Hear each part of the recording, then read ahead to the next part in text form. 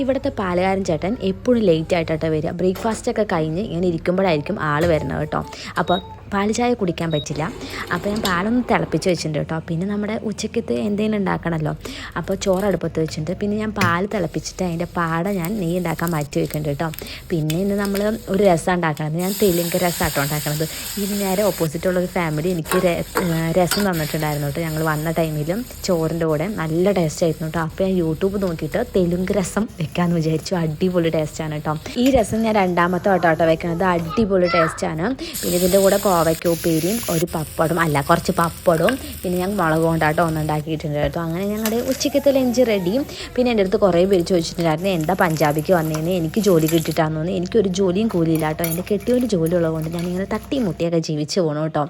ഞങ്ങൾ വന്ന ടൈമിൽ ഇവിടെ 2 പ്രാവും കുഞ്ഞുങ്ങളുണ്ടായിരുന്നു കേട്ടോ. അതിലത്തെ ഒന്ന് ചത്തുപോയി, ഒരെണ്ണം ഉണ്ട് കേട്ടോ. പക്ഷെ പറക്കാറൊന്നും ആയിട്ടില്ല.